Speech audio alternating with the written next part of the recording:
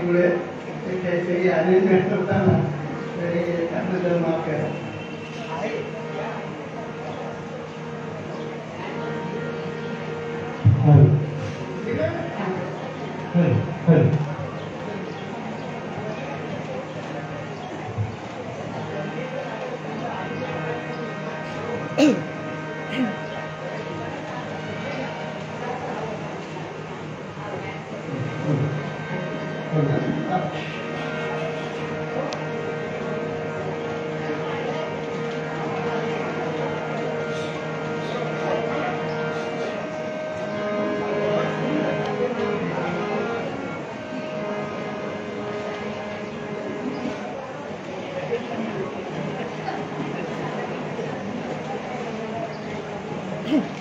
नमस्कार रसिको. आजच्या नाट्यरंग कार्यक्रमात मी श्रीनिवास कानडे आणि सहकारी आपणा सर्वांचं सहर्ष स्वागत करीत आहोत. कैलासवासी गोविंद वल्लभ देवल यांच्या संगीत संशय कल्लोळ या नाट्यातील 2 प्रवेश आणि कैलासवासी रत्नाकर मतकरी यांची एक एकांकिका आम्ही सादर करणार आहोत. या वयात पाठांतर होणं कठीण असल्यामुळं आज नाट्य अभिवाचनावर आपल्याला समाधान मानावं लागणार आहे. म्हणजे दुधाची तहान ताकावर भागवणं झालं. पण तरी देखील हा कार्यक्रम आपल्याला आवडेल अशी मी आशा करतो. प्रथम नाट्य परंपरेनुसार नटराजाला वंदन करण्यासाठी कृष्णाजी प्रभाकर खालीकर यांच्या संगीत मानात्मान नाटकातील नांदी आम्ही सादर केली आहोत. सादर करतायत आपले एक नवीन सभासद श्री महेंद्र गायतोंडे आणि सहकारी. संवादिनी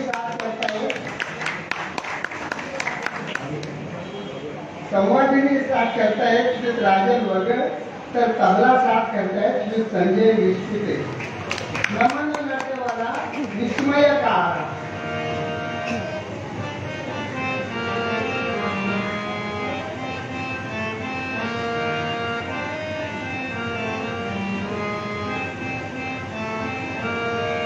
नमन नटवाला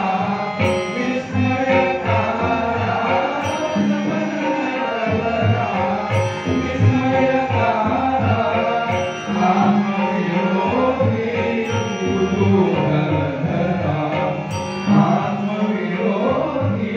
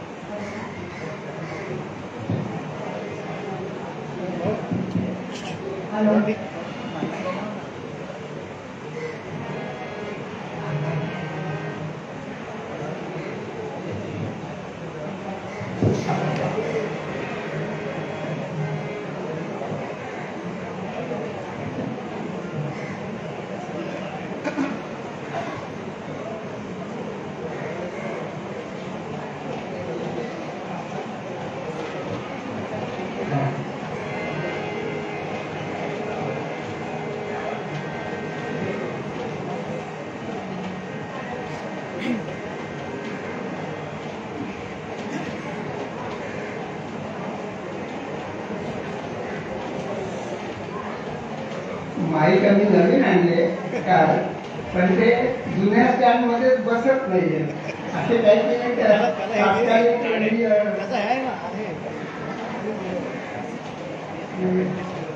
डिफिकल्टी थोडी आलेली आहे.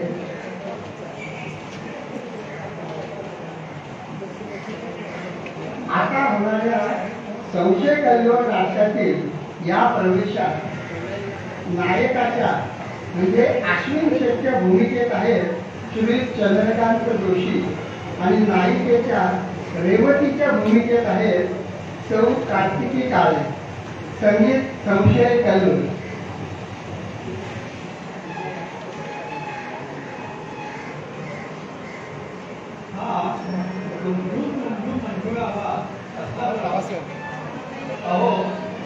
शंका कशाला? हा माझ्या प्रियतमेच्या पैंजणांचा. ओ हो हो, यावं यावं प्रीषित चातक मेघमाले यावं.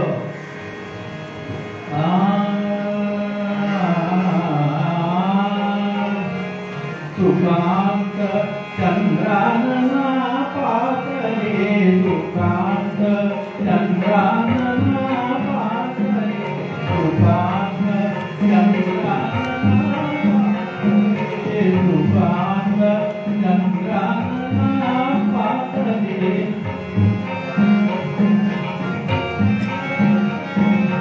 सुकांत चंद्रानना पातळे, सुकांत चंद्रानना पातळे. लोकनंदर जाऊनी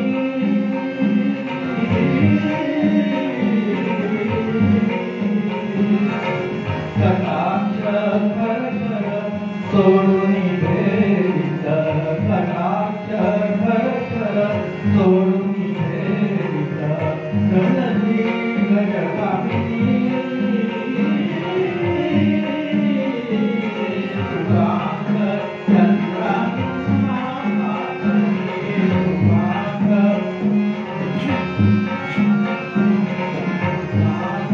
चंद्रानना पातळे, सुकांत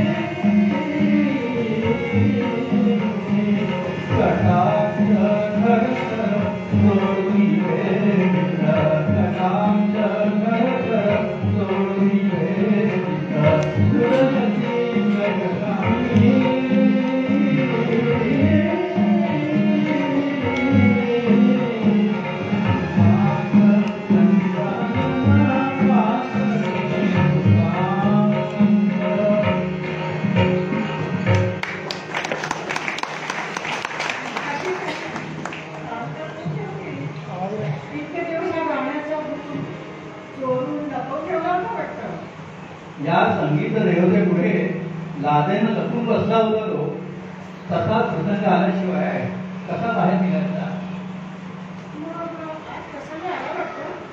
हो असं मुख प्रफुल्लित मुख कमलावरून तरी वाटलं,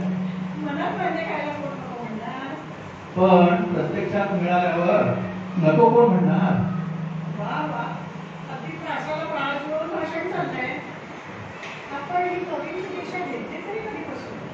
या सद्गुण लावण्याच्या प्रेमात पडलो तेव्हापासून.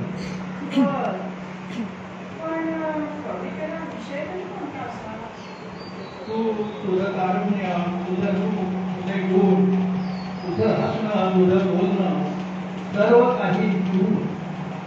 ते जाऊ द्या, मी पुरुषाला कॅरी करायलाच फार आवडतं, पण आज आपण पण आपण तस्वीर असं आपण केलं होतं, आठवतंय ना? किती लवकर घेऊन आठवतंय तर, पण असं सोडून नक्कल कशाला म्हणून नाही.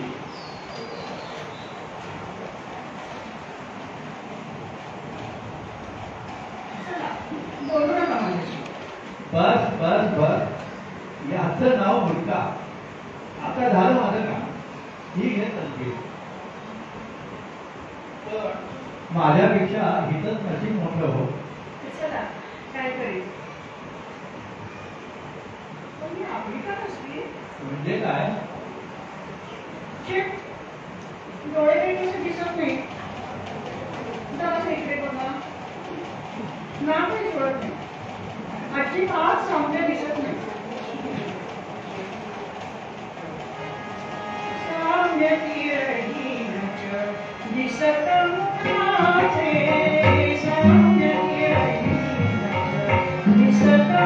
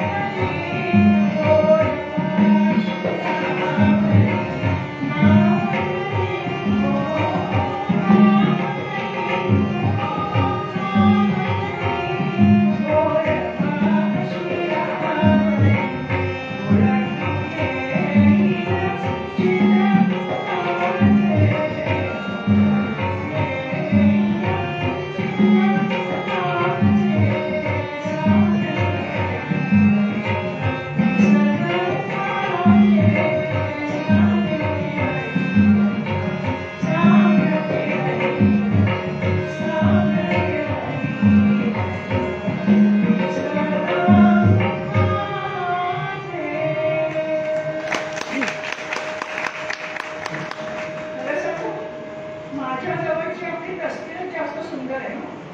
हो का? दाखव दाखव पाहू कुठे ती. ठीक आहे, इथं उजळ्यात जपून ठेवली आहे. शाबास शाबास, मिळालं मला उत्तर. तर आता रमाकांता जाऊन आपण वचनबद्ध होऊया. हो हो, पण मला एक गोष्ट आपल्याला सांगायची आहे. तेवढी आपण नेहमी ध्यानात ठेवायची. हा अगं एक का हजारो काम. आता उद्योग आहे दुसरा. एवढी तू सांगणार आणि मी ऐकणार. सांग सांग. मग सांगायचं आहे की आपला स्वभाव थोडासा उतावळा दिसतो. कुणीच काहीतरी कल्पनेवर कल्पना रचून माझ्याविषयी आपण संशय घालतो मात्र तेथे तुझ्याविषयी संशय केलं कसा? ते ठीक आहे, पण याच मंगलप्रसंगी आपलं सुचवून ठेवते. माझाही स्वभाव किंचित पद्धत टक्केखोर आहे. तेव्हा एखादं आलं द्याना. अगं अशा स्वभावाचा तर तुम्ही नाही. तसंच मी बरीच मत्सरी, थोडी भारी आणि जराशी दुसरी पण आहे ना. म्हणून पण त्यात काय, हे गुण तर संसाराला लज्जतच आणतात. हं, झालं सांगू नका. नाही, आणखी एक शेवटचं आणि महत्वाचं सांगायचं आहे.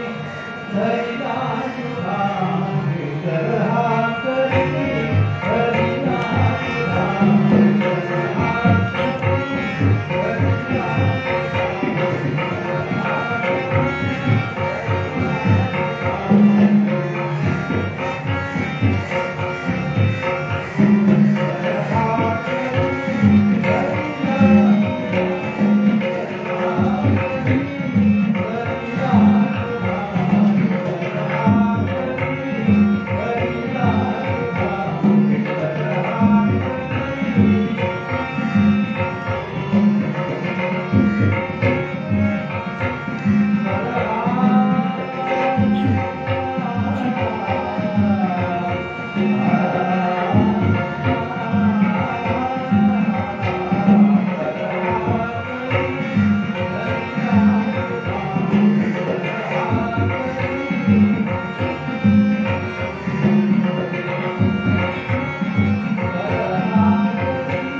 you.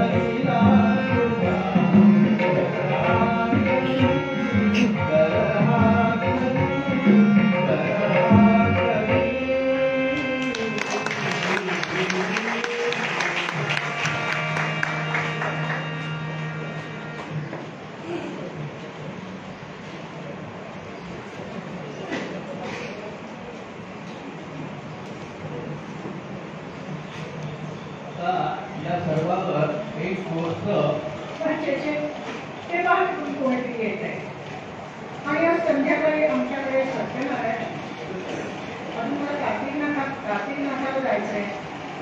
पण संध्याकाळी यायला बसू नका, निघते मी आता. हा हा हा, आज मी धन्य झालो.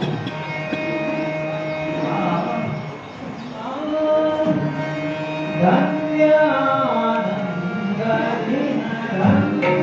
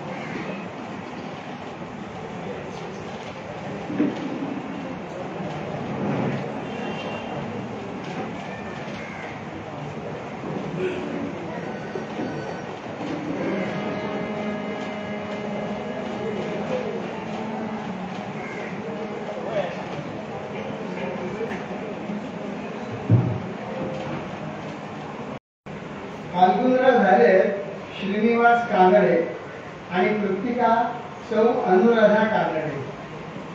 संसारात सुख शांती नांदायला हवी असेल तर नवरा बायकोंनी कधीही एकमेकांवर संशय घेऊ नये असा मोलाचा सल्ला देवल मास्तर, पूर्वीच्या काळी दिग्दर्शकाला मास्तर म्हणायची पद्धत होती, तर ते देवल मास्तर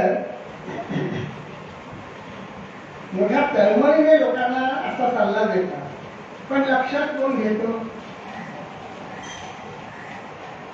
कावीळ झालेल्या माणसाला सगळं जग जसं पिवळं दिसतं तसंच संशयी वृत्तीमुळं साधं सरळ वागणं बोलणं सुद्धा वाकडच दिसू लागतं. देवलांचं हे बोधवचन आज आपल्याला ऐकवत आहेत साधूच्या भूमिकेतील श्री मुकुंद वैद्य. हृदयी धरा हा बोध खरा.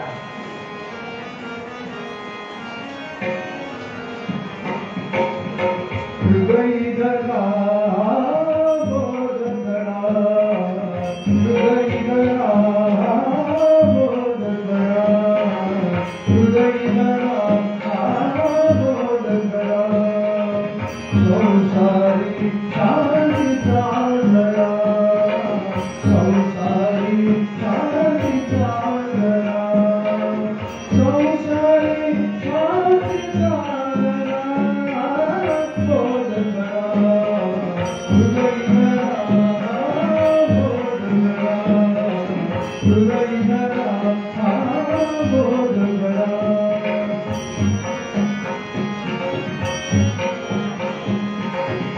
संशय गोविंदमा, संशय गोविंदमा, संशय गोविंदमा.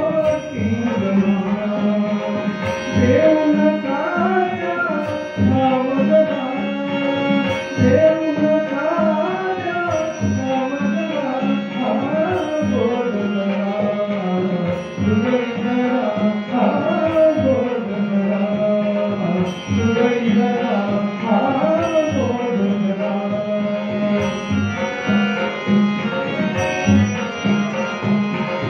विचारधरी कल्पना तुरी, विचारधरी कल्पना तुरी, विचारधरी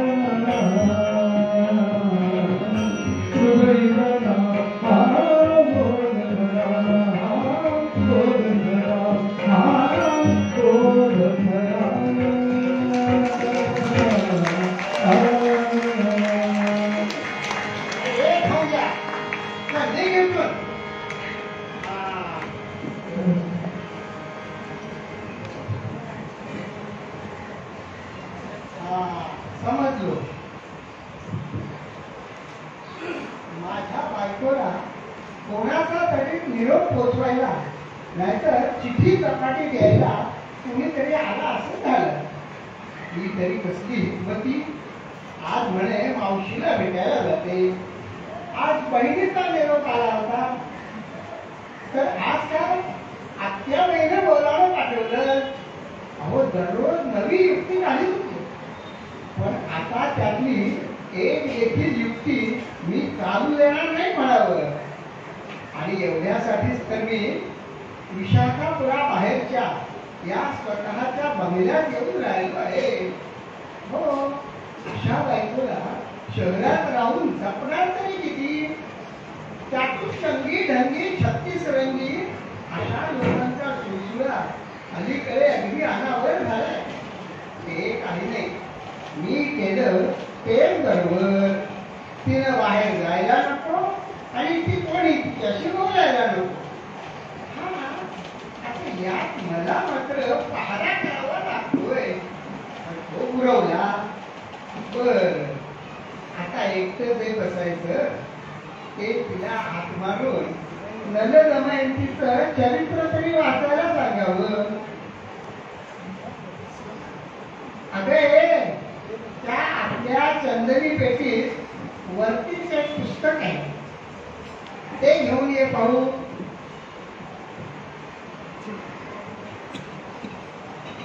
ऐकलंस का ग? अरे हो, देत नाही का?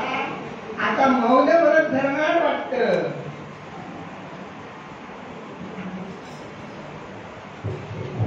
अरे तिथेही दिसत नाही. अगं कुठे आहे का? गेली वाटत बाहेर. दिल्या तुरी हातावर. भाग्या, अरे भाग्या, फाल्गुनराव बसा का हाका मारी. हा नोकर देखील तिला सामील झाला वाटत. भाग्या, हा आला. काय रे, ही कुठे आहे? काय म्हणतोस? मागल्या दारानं कार्तिक नाथाच्या देवळाकडे गेली. भाग्या, आधी जा आणि आत्ताच्या आत्ता गवंड्याला बोकावून घेऊन ये आणि तो मागचा दरवाजा बंद करून टाक.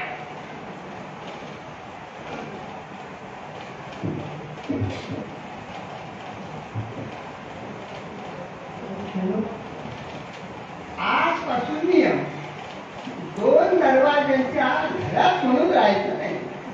हो, या दरवाज्यावर पहारा देत बसलो तर त्या दरवाज्यानं बाहेर गेली. अशा 17 दारं आणि 33 खिडक्यांच्या घरात नवऱ्याला 100 डोळे असले तरी पुरणार कसे? पण तू काय म्हणाला? काय म्हणालास तू? कार्तिक नाथाच्या देवळाकडे गेली आहे? काय रे, अगदी नटून थटून गेली का रे? अरे म्हणजे अंगावर सगळे दागिने होते का? नाकात ती नवी नथ होती का? आणि अंगावर तो भरकरी शेला होता का? होता. झालं तर मग आणखी काय पाहिजे? हा, माझं चुकलं असंच म्हणायला हवं. मी तिला पहिल्यापासून धाकात ठेवायला हवं होतं, पण म्हटलं शिकली सवरलेली आहे, घरंदाजाची आहे. पण शिकण्यावर काय, ते काही नाही. आता असाच जातो आणि तिला असे तशी असे तिथून पकडून आणतो.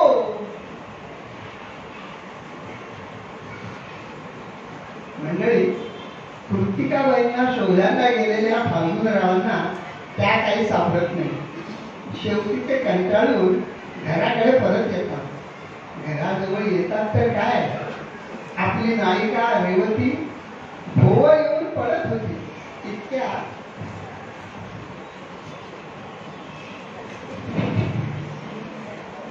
झटकन पुढे होऊन फाल्गुनराव तिला सावरतात आणि तिचं डोकं आपल्या मांडीवर घेतात.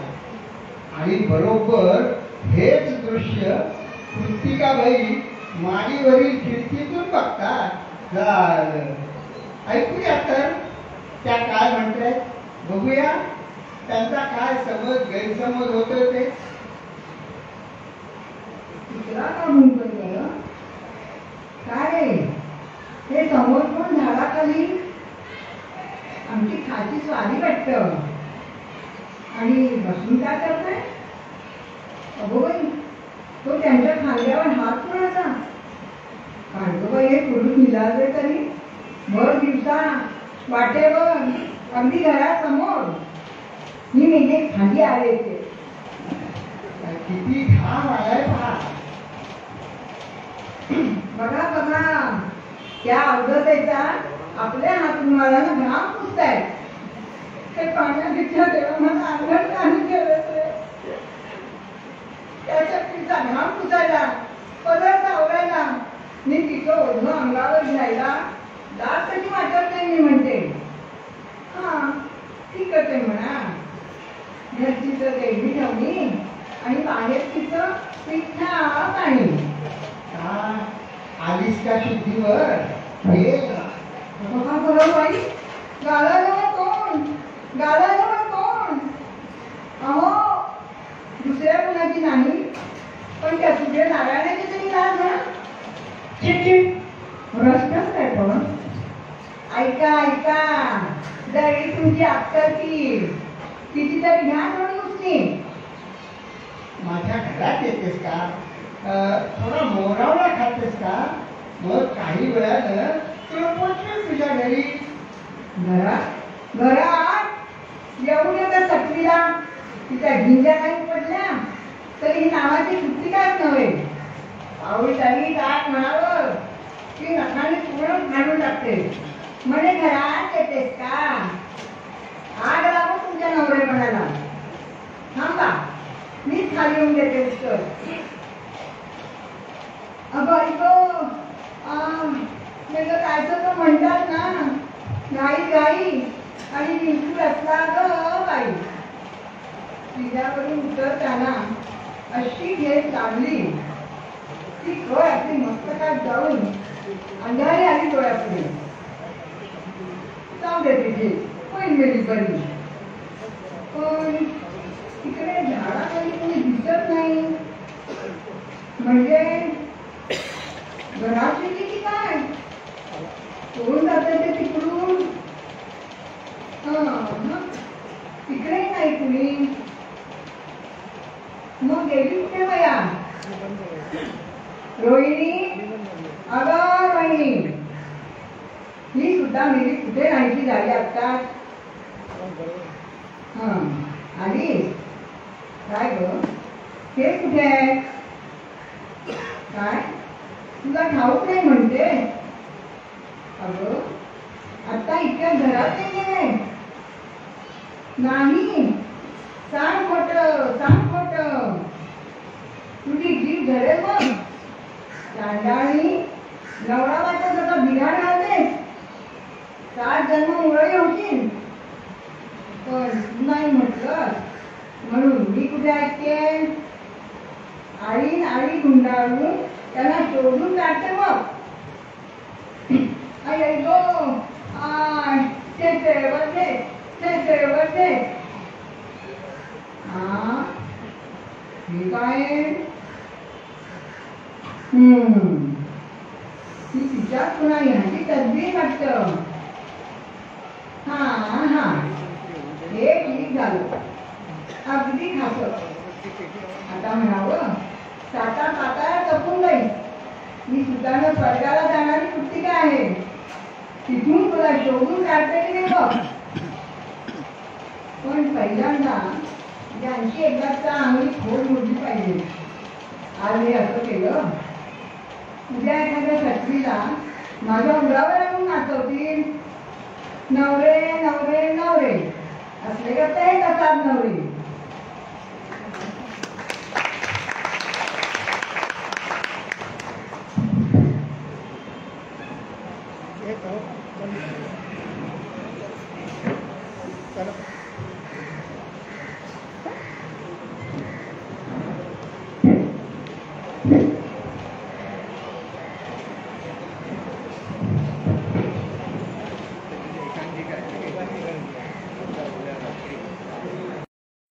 तत्पूर्वी एक महत्वाचं काम मला करायचं आहे. आजचा नाट्यराज्य कार्यक्रम सादर करण्याची संधी आम्हाला देणाऱ्या ज्येष्ठांले कार्यकारिणीचा तसेच अध्यक्ष श्री देवधर व कार्यवाहक श्री संते यांचा मी आभारी आहे. आजच्या कार्यक्रमात सहभागी झालेल्या सर्व कलाकारांनी दिलेल्या सहकार्याबद्दल त्यांना धन्यवाद. गाण्यांच्या आणि नाटकाच्या तालमीसाठी पाहुणचारासकट आपली जागा उपलब्ध करून देणाऱ्या श्री संजय विस्कुते, श्री मुकुंद वैद्य आणि डॉक्टर सौ आशा नाईक यांनाही धन्यवाद. ग्रुपवर पाठवायचा एक मिनिट आणि श्री कानडे सर आणि सौ कानडे यांच्या वेळी सुद्धा आम्ही येथेच्या तालमी घेतल्या आणि येथेच्या खानपान व्यवस्थापन ठेवलेली होती. तर त्यामुळे त्यांचे पण आभार. धन्यवाद. धन्यवाद. ग्रुपवर पाठवायच्या कार्यक्रम पत्रिकेची सुंदर सजावट करून देणारे, नेहमीच आनंदाने आणि मेहनतीने छायाचित्रण करणारे माझे मित्र श्री विलास माळी यांचे खूप आभार. तसेच अगदी आयत्या वेळी मी केलेल्या विनंतीला मान देऊन कार्यक्रमाचं व्हिडिओ शूटिंग करणारे माझे मित्र श्री चंद्रशेखर ठाकूर यांचे आभार मानताना मला खूप आनंद होत आहे. तसंच आजच्या कार्यक्रमाला आपण इतक्या मोठ्या संख्येने उपस्थित राहून आम्हाला प्रोत्साहन दिलं त्याबद्दल आपणा सर्वांना खूप खूप धन्यवाद. तसंच ज्यांनी म्हणून या कार्यक्रमासाठी मला मदत केली त्या सर्वांचे पुन्हा एकदा आभार मानतो आणि पुढील कार्यक्रमाकडे वळतो. आता सादर होत आहे एकांकिका, एका ओल्या रात्री. लेखक रत्नाकर मतकरी, दिग्दर्शक श्रीनिवास कानडे. पात्र परिचय: ताई डॉक्टर सौ आशा नाईक, डॉक्टर मोहोळकर श्री मुकुंद वैद्य, राघव श्री महेंद्र गायतोंडे आणि माणिकराम पालव श्रीनिवास कांबळे.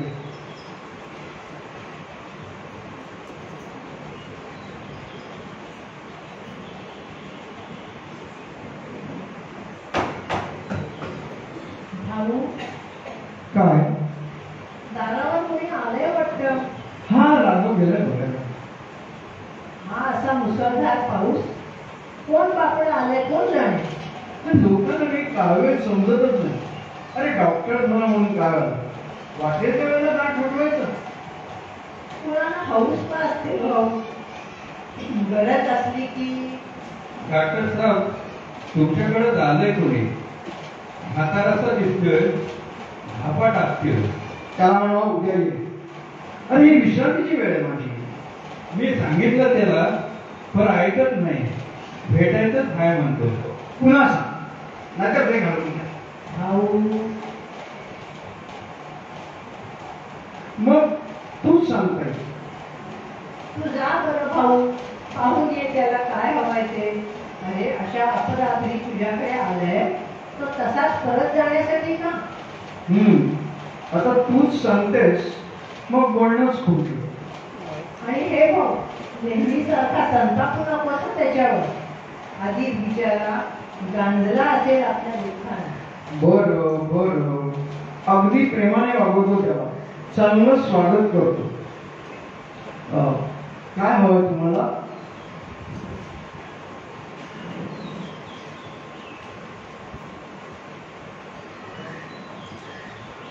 बोला काय हवंय तुम्हाला. तुम्ही आपण डॉक्टर मोहोळकर ना. हो मीच. माझी मुलगी, माझ्या मुलीला मी जरा बसू का. जिना चढून आलो, जरा दम लागले. बसा.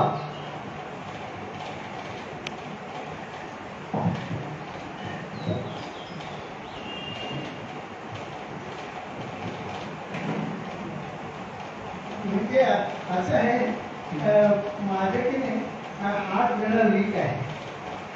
खरं म्हणजे या वेळेला मी कुणालाही भेटत नसतो. सकाळी आलात तर नको डॉक्टर, कदाचित माझी मुलगी उद्या सकाळपर्यंत काय झालंय तिला? पाय गंभीर झाले तिचे, कमरेपर्यंत शुद्ध हरकते तिची. म्हणजे सारखी पाय घालते, मुंग्या येत असतील, नाहीतर असंही असेल. नाव काय तुमचं? माणिकराम पालक, माणिक सिल्क मिल्स आमच्या. माहिती आहे मला. 4 पैसे घरात येत होते, बरं चाललं होतं परमेश्वराच्या कृपेने. पण वय होत आलं आता, कधी कधी ब्लड प्रेशरचा देखील त्रास होतो. आणि शिवाय काय काही नाही. मला तर उगीच वाटलं. उगीच कसं? तुमच्या हातावर हे डाग कसले काढले? काय म्हणाला? हातावर डाग कसलं? कसलं का? इतकं घाबरायला काय झालं? काय उगीच. अगदी पूर्वीपासून आहेत ते डाग. जाऊ दे. तुम्हाला काही स्वतःसाठी औषध नकोय.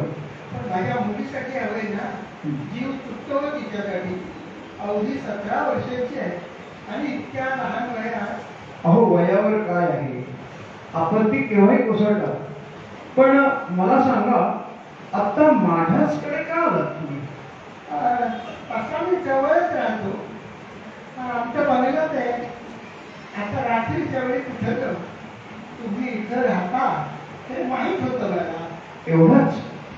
शिवाय म्हणजे तुम्हीच पाहणार डॉक्टर. हो, मुलगी वयात आली, कसलं तरी अजब दुखलं. 4 चौघात कळलं तर लोक एकाचं 4 करून सांगतील. असं?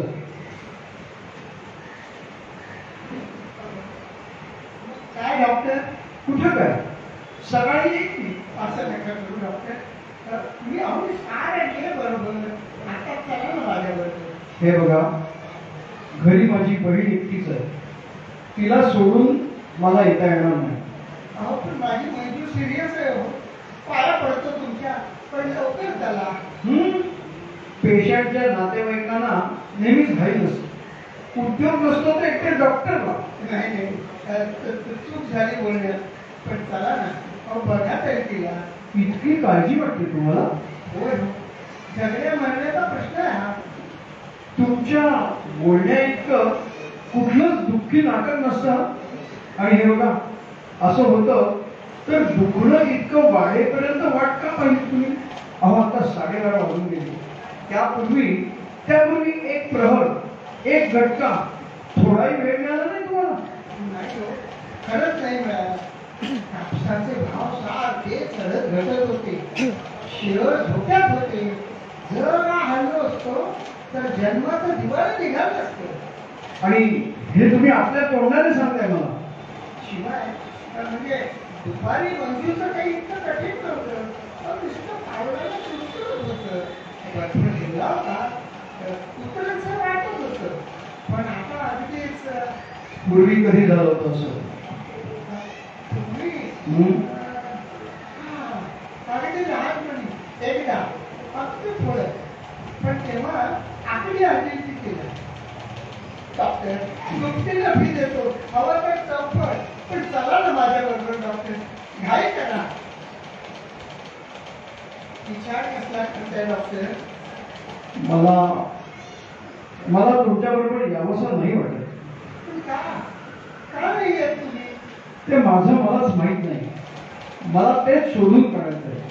अगदी जवळपास ते आहे कुठेतरी, पण दिसत नाही.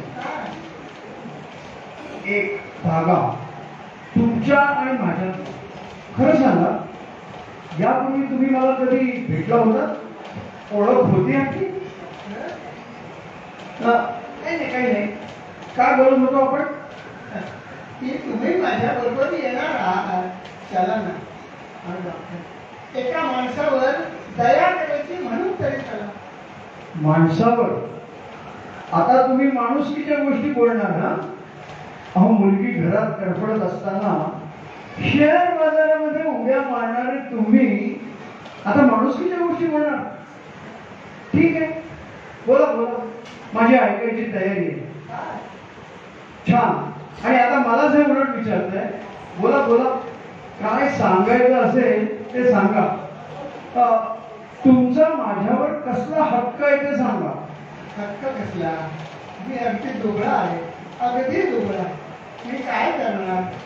तुमच्या घराण्यात असं काही? काय करणार? अहो घराणं काही सवयी अनुवंशिक असतात.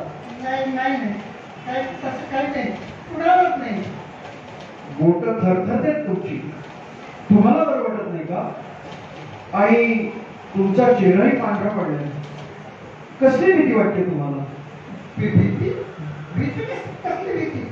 नाही, काय नाही. मी बरा आहे, मला बरं वाटतं. मग डॉक्टर, हं? सुभाला म्हणून एक सांगायचं होतं थोडंसं. मला? हो, मला वाटतं सांगायलाच हवं कुणाला तरी. डॉक्टर, असं का पाहताय माझ्याकडे? काय सांगायचं तुम्हाला? खरं म्हणजे पूर्वीच कुणाला तरी सांगायला हवं होतं, पण आता तरी सांगायलाच हवं. कदाचित कदाचित त्यासाठी मी इथं आलो असेल, नाही का? तुम्हाला म्हणायचं तरी काय? डॉक्टर, हं. बापाची पाप मुलांवर येतात का हो? येतात. हो म्हणजे काय? ते जाऊ दे, तुम्ही झटकन सांगा काय ते. सांगतो. 30 वर्षापूर्वी मी अगदी गरीब होतो. काही नव्हतं माझं स्वतःचं. डोकं होतं, मी वाईट विचार होते त्यात. ते असतातच म्हणा. गरीबाला काहीही सुचत डॉक्टर. पोटात आग पेटली की जग पेटवा असं वाटू लागतं. पुढे सांगावं. उलट्या चोऱ्या करीत होतो मी. फुकट प्रवास करत असे गाडीने. तुळात उतरे, चांगलं सोडून काय वाटते ते करी. ते समजू शकतोय मी. अशीच एकदा रात्रीची वेळ होती. गाडीनं नुकतंच मिरज सोडलं होतं. सगळं काही शांत होतं. प्रवासी झोपेत होते.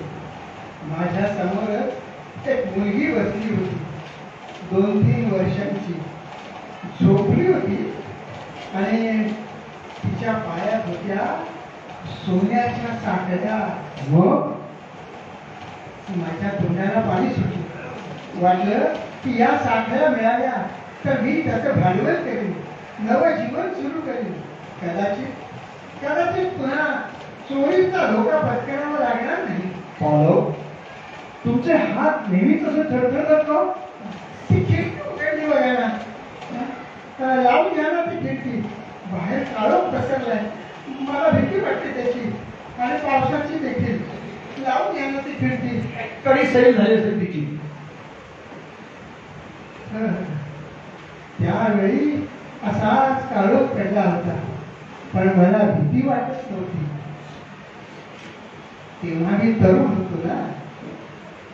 काही विचार होण्याच्या आत मी त्या मुलीला अलगद उचललं आणि दाराबाहेर पडलो. डब्याला बाहेरच्या बाजूला असलेल्या फुटबॉलवरून गाडीला चिकटून चालत राहिलो.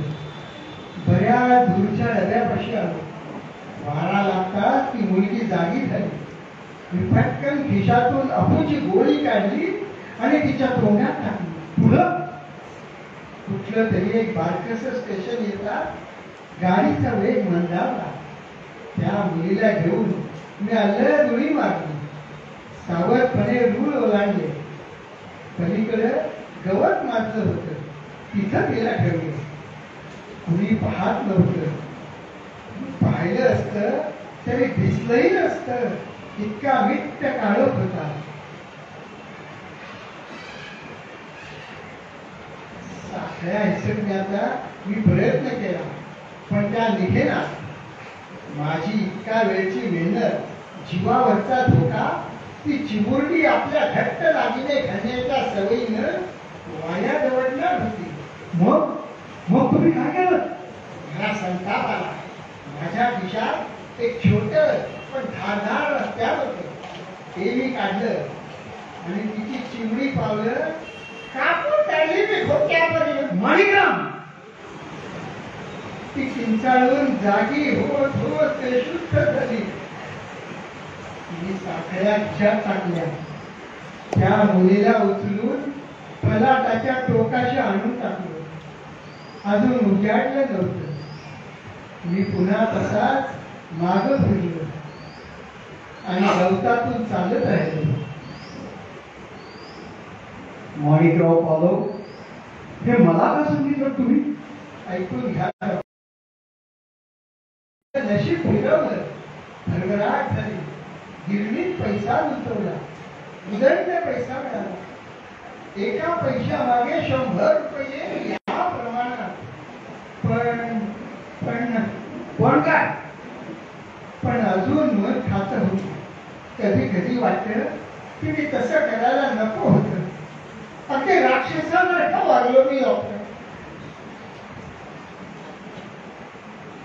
पण डॉक्टर, माझ्या मनात प्रथम तसा काही विचार नव्हता. मला रक्त नको होतं डॉक्टर. नुसत्या साखळ्या आल्या होत्या. ती मुलगी मेली असेल, उघड्यावर प्राण टाकला असेल तिनं, जीवाचा काय अंत करून, नाहीतर गुंगीतच. इतका असा हाता एवढा बाळजीव. डॉक्टर, असं करायला नको तुम्ही. खरंच नको तुम्ही असं करायला. खाली बसा. पण हे आता वाटतं डॉक्टर.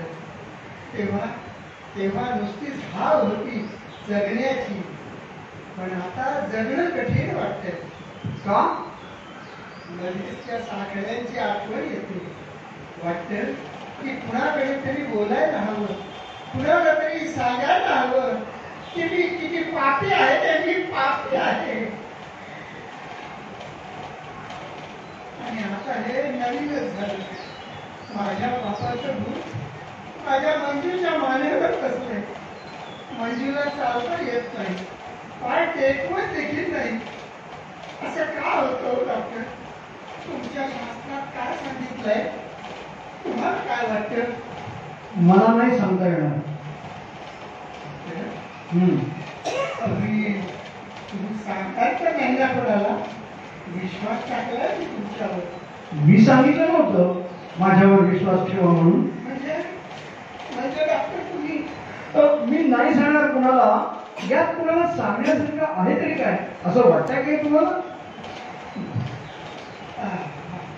म्हणजे तुम्ही नाही सांगणार तर आभारी आहे मी. आभारी आहे. अशी सज्जन माणसं क्वचितच भेटतात. आता जाऊ शकता तुम्ही. मला नाही बघायचं तुमच्या मुलीला. जा तुम्ही. का? का? तेही मला सांगता यायचं. मी फी देतो. हवी तेवढी चौपट, पासपट. चुलीत घाला ती फी. प्रत्येक गोष्टीचा सौदा करायची तुमची तयारी असेल, माझी नाही. डॉक्टर मी येणार नाही. जा तुम्ही. भाऊ, ताई, ताई तू जागी आहेस अजून? दार उघड. नाही ताई, मी नाही जाणार त्याच्या बरोबर. का? डॉक्टर आहेस ना तू? अगं ताई, तो पातकी आहे, महापातकी. त्याला या क्षणी तुझी गरज आहे. तुला कल्पना येणार नाही त्याच्या पापाची. भाऊ, आता कसं सांगू तुला? ताई तुला काही कळलं ना तर. मला सगळं कळलं आहे. काय म्हणालीस? ऐकत होते मी. मला कळलं तो कोण आहे तो. आणि तरी? होय, तरी देखील तो संकटात आहे. त्याला मदत हवी आहे. त्याच्या पापाचं प्रायश्चित देणं तुझ्या हाती नाही. तू फक्त औषध देण्याचं पुण्य जमू शकतोस. डॉक्टर आहेस ना तू भाऊ. या क्षणी तरी फक्त डॉक्टर आहेस. पण हे सारं तुला कळलं म्हणतेस आणि तरी शांत कशी राहू शकतेस तू? माझं मन तर पेटलंय. काय करावं मला काही समजत नाही. माझा आई भाऊ तुझ्यासारखा गालावर मारतोय तो. ते तो लाचार आहे, गरीब झाला आहे. किती अडकून धरशील, किती विनवण्या करायला लावशील त्याला भाऊ, किती शर्मिंदा करणार आहेस त्याला. का करू नको? अगं माणसाला शोभेल असा वागलाय का तो? शरम असल्याची एक खूण तरी त्याच्या चेहऱ्यावर दिसत होती. असं बोलू नये भाऊ. आपण कोण न्याय करणारे? ज्याचा त्याचा न्याय अखेर व्हायचा तिथे होतो. जा भाऊ, दार उघड पाहू. मी जातो काय त्याच्या मुलीला बघायला. खरं म्हणशील तर मला हे पटत नाही, पण तू सांगतेस म्हणून जातो. हे बघ, तू झोप आता. पावलं 4 वाजत आलं. आता उजाडत थोड्या टायमानं. बेल वाजली वाटतं. डॉक्टर साहेब आलं असत्याल. अरे हे मी आलं वाटतं तुमच्या संग परत. होय, ठीक वाटलं पेशंटाला? अरे एकदम कसं वाटेल, त्याची तजवीज करून आलोय मी. आता वाटेल बरं हळूहळू. बरं राघव, तू जाऊन झोप बघू. पुन्हा 6 वाजता तुला उठायचं. डॉक्टर, उपकार झाले तुमचे. माझे उपकार कशाला मानतात? नाही कसे मानायलाच हवे. देव माणूस आहात तुम्ही. देव माणूस? देवावर माझा विश्वास कधीच नव्हता, आणि अलीकडे माणसांवरचा देखील उडत चाललाय. अहो, तुमचे नुसते तोंडी आभार मानून भागणार नाही डॉक्टर. तुम्ही मोबदला घेतल्याशिवाय समाधान होणार नाही माझं. समाधान? तुमचं समाधान? असं तुमच्या समाधानासाठी माझ्या मनाविरुद्ध मी काय काय म्हणून करावं? तुमची कर्म कहाणी ऐकून घ्यावी, तुमच्या घरी यावं, तुमच्या मुलीवर उपचार करावे, आणखीन वर माझ्या मनात नसताना त्याचा मोबदला घ्यावा. हे फारच होत आहे माणिकराव. डॉक्टर, तुमच्या उपचाराचा मोबदला देणं रास्त नाही का? काय चूक आहे का? हे बघा, चूक आणि बरोबर याचा विचार मी कोणाकडून उसना घेत नसतो माणिकराम. आणि तसंच पाहिलं तर माझ्या मनाविरुद्ध तुमच्या घरी येण्यात मी इतकी मोठी चूक केली आहे की ती भरून काढायला दुसरी तेवढीच मोठी चूक मला करावी लागेल. असं नका म्हणू डॉक्टर. मी पापी असलो तरी माझा पैसा पापी नाही, आणि असला तरी तुम्ही काही तो पापी मार्गाने मिळवलेला नाही.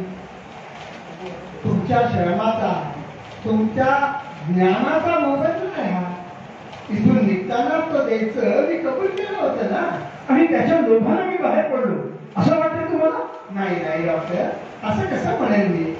तर तुमचा अपमान कसा करेल? खरं म्हणजे तुम्हालाच माझा संताप आलाय. भरत्या वेळी येऊन तुम्हाला त्रास दिल्याबद्दल. पण माझा नाईलाज होता हो डॉक्टर. आता मला कसं सुटल्यासारखं वाटतं. एक मोठी काळजी दूर झाल्यासारखी वाटते. आता तुम्ही काहीही केलं तरी मला तक्रार म्हणून करता येणार नाही. अगदी थोबाडीत मारून हाकलून दिलं तरी सुद्धा. माणिकराव, अहो तुमचा एक हट्ट पुरवल्यामुळे तुम्ही आता फारच निर्धावले आहात. एक प्रश्न विचारू माणिकराव? काय विचारणार आहात? मी तुम्हाला इथे परत का आणलं याची कल्पना आहे का तुम्हाला? नाही का? सांग. काही माणसांजवळ अशी एक शक्ती असते की ती पुढे घडणाऱ्या किंवा जवळ येणाऱ्या घटनांची आगाऊ सूचना देते. आणि माझ्याजवळ अशीच एक शक्ती आहे. म्हणजे मगाशी मी तुमच्या घरी आलो होतो बघा. तुम्ही जेव्हा मला मोबदला स्वीकारण्यासाठी आग्रह करू लागला तेव्हाच ती शक्ती मला म्हणाली की यांना परत घरी घेऊन जा. कशाला? कदाचित त्या शक्तीला न्याय करायचा होता. कसला न्याय? पाहायचाय कसला न्याय ते? मला मोबदला द्यायची इच्छा आहे ना तुम्हाला? हो हो जरूर. त्याने मला आनंदच होईल. किती मोबदला द्याल तुम्ही मला? किती देऊ? आज अशा या उद्या रात्री जागरण करून तुमच्या पापाचा पुरावा ऐकल्याबद्दल आणि तुमच्या एकुलत्या एक मुलीवर तुमच्या घरी येऊन उपचार केल्याबद्दल आणि मुख्य म्हणजे तुमच्यासारख्या माणसाच्या सहवासात इतके तास काढल्याबद्दल काय देणार तुम्ही मला? काय देऊ? 5,000 10,000? बस बस, जन्मभर हीच भाषा बोलत आला तुम्ही माणिकराव. दुसरं तुम्हाला काही बोलता येत नाही त्यामुळे. दुसरं काय बोलणार? 5,000 10,000 पुढे विनोदी आता तुम्ही मांडणार. हो, एवढ्यानं माझं काय समाधान होणार आहे का? म्हणजे तुमची इच्छा असेल तर माझा मोबदला मी जरूर घेईन. बोला माणिकराव, तुमचं हार्ट वीक आहे ना? त्याचं काय? काही नाही, घाबरू नका, मी मारणार नाही तुम्हाला.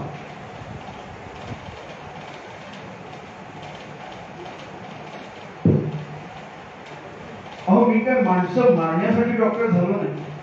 अशा वेळी मी तुम्हाला इथे घेऊन आलोय ते माझ्या ताईला, माझ्या बहिणीला भेटण्यासाठी. असं होय. मग तुमच्या मुलीला पाहिल्यावर तुम्ही माझे उपकार मानित होता. अहो, उपकार मानायचे असतील तर तिचे माना. तिने मला पाठवलं. मला मोबदला देऊ नका माणिका, फक्त तिचे आभार माना. चला. कुठं? माझ्या ताईच्या खोलीत. ही बघा, झोपली आहे माझी ताई. तिचा शब्द म्हणून खरं सांगतो मी तुमच्यावर आलो. तिची कुठलीच इच्छा मोडली नाही मी आजपर्यंत. तुमची मोठी सख्खी बहीण वाटतं. मानलेली, पण सख्या बहिणीहून अधिक आहे ती मला. माझ्या वडिलांना सापडली. 2-3 वर्षाची होती माणिकराव. एका आडबाजूच्या स्टेशनवर फलाटाच्या टोकाला. घाबरू नका, मी चादर दूर करतोय. पाहिलं?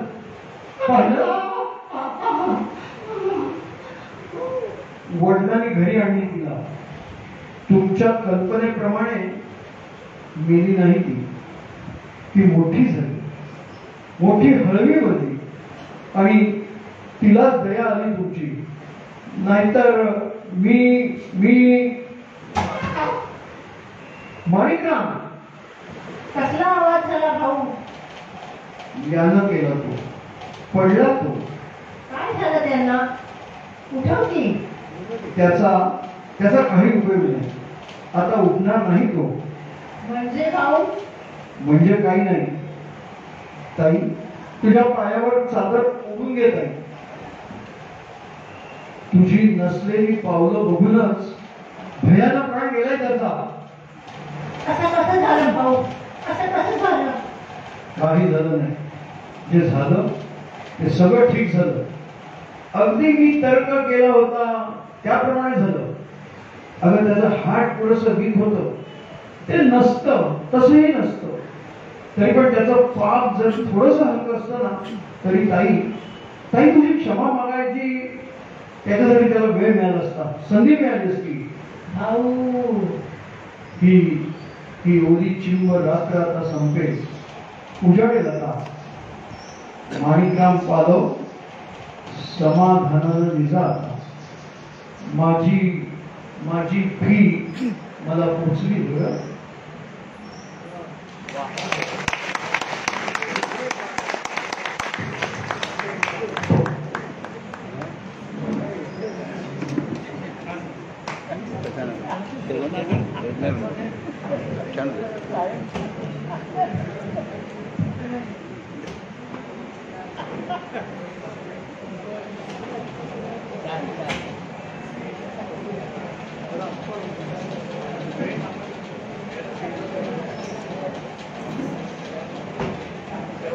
सहभागी कलाकारांनी स्टेजवर यावं.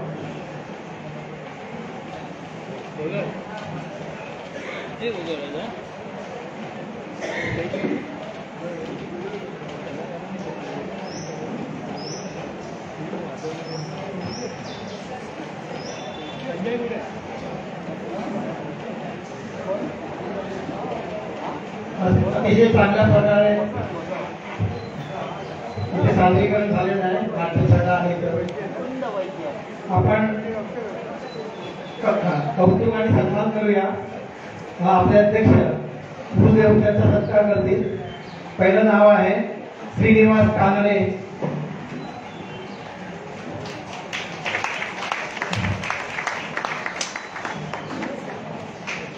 चंद्रकांत जोशी,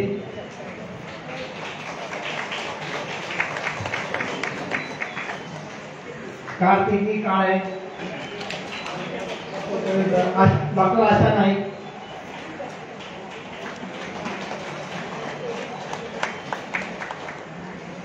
मुकुंद वैद्य,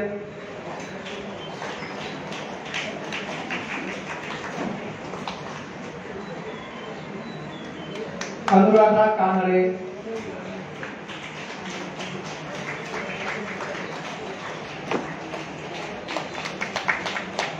महेंद्र गायतोंडे,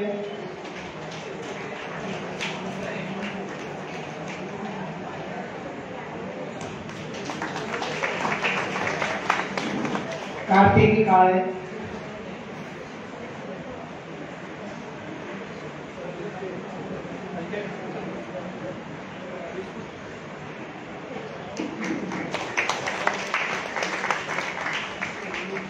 तबलावादक संजय विस्पुते,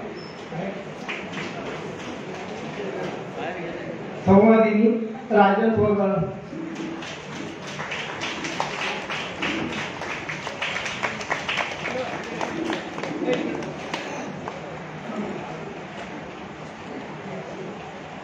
धन्यवाद.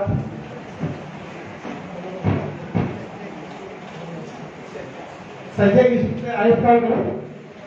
संजय विस्पुते नाही आहे. आता आपले अध्यक्ष मनोगत सादर करतील.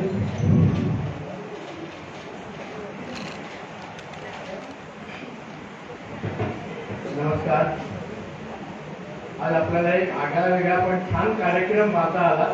त्याबद्दल सगळ्या कलाकारांचं मनापासून कौतुक आणि त्यांना धन्यवाद. एकदा जोरदार टाळ्या वाजवून त्यांचं कौतुक केलं. खरं तर आजच्या या नाट्यरंगी कार्यक्रमानंतर मला आमच्या कॉलेजच्या दिवसांची आठवण झाली. तेव्हा मी आणि श्रीनिवास कानडे आम्ही दोघे सिग्नलमध्ये होतो आणि 2-3 वर्ष आम्ही दरवर्षी एकांकिका सादर करत होतो. खरं तर ते जुने फोटो सुद्धा आहेत अजूनही. ती आठवण झाली मला आणि अतिशय आनंदाचा तो विषय असायचा. आम्ही 3 नाटक सुद्धा केलेलं होतं, प्रेमात तुझा रंग कसा. त्या आठवणी माझ्या जागृत झाल्या.